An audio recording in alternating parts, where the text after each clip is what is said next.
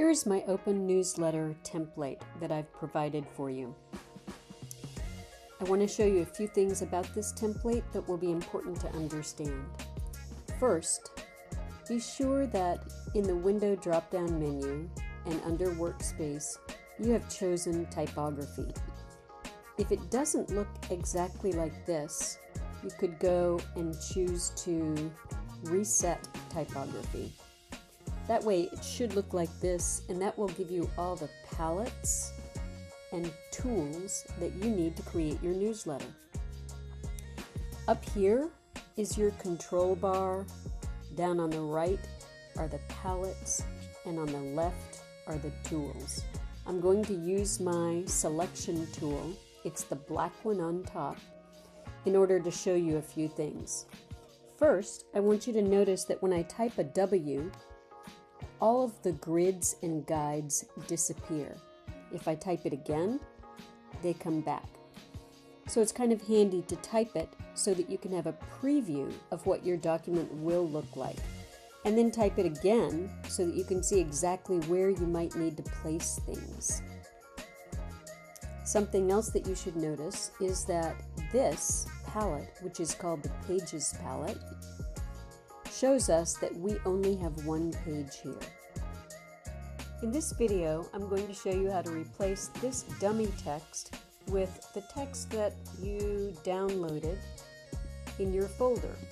So here is let me just show you, here is my newsletter files that I downloaded. When I open it, you can see there's a Microsoft Word document here. There's the newsletter template that I'm working with, and there's the art class photo that we'll place over here. But for now, we want to get this text in here. So I'm going to show you how to do it. I'm going to put my T tool in this column. Then I'll do a Control or Command A for select all with your text tool. And then from the File drop-down menu, I'll choose Place. This is where I choose my Microsoft Word document and click Open. So I'm going to skip that. And now it's come in all pink and weird looking. But I'm going to go to my paragraph styles, and here I can see it's put it in here as subhead plus. I don't want that. What I want is for it to be the body text. So I'll click my cursor in this pink area, do a Command or Control A, and click Body Text. Now all of this text is in the format that I chose in advance for my body text to be. It's, let's see, I'll select a little. It's Minion Pro Regular 9./12. I didn't have to choose any of that because I created my style in advance. Now this should be my subhead.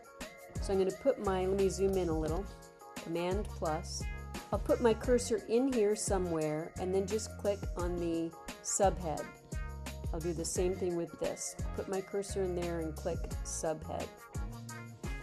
So now I have formatted, let me zoom out, all of the text that I need to for this first page. Now we're going to place the image here.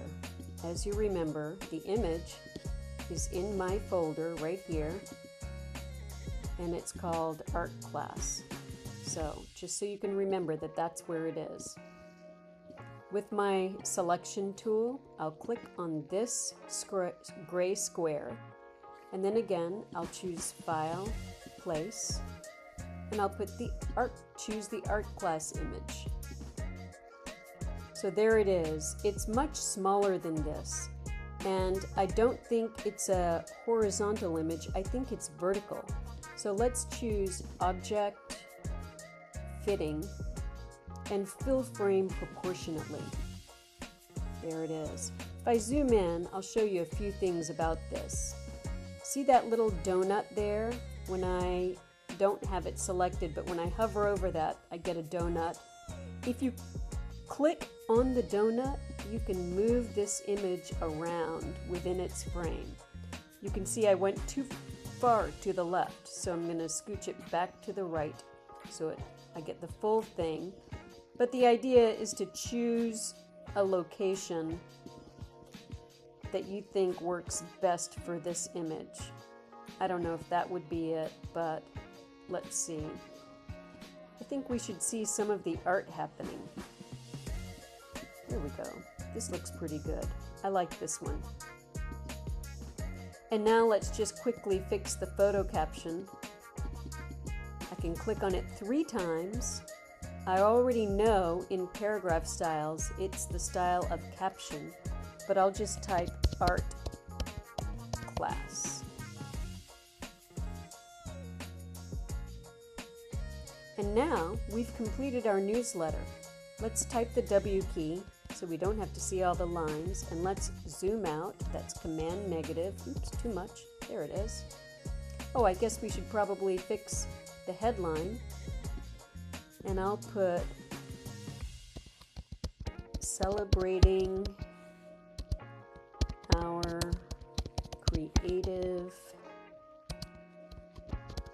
community. There it is. It's community news. It is March, so I'll put that there too. So now we have a newsletter. It's about celebrating our creative community. It's got 3 columns of text. We've used paragraph styles, and we've put in a great image. The last step in making sure other people can view our newsletter is to publish it. So we'll go down to the File menu, and we're going to choose Publish Online. It takes a minute for this dialog box to come up, but then we're going to call this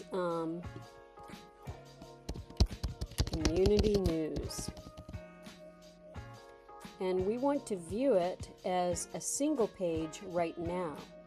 But later, when we add pages, we'll choose Spread here.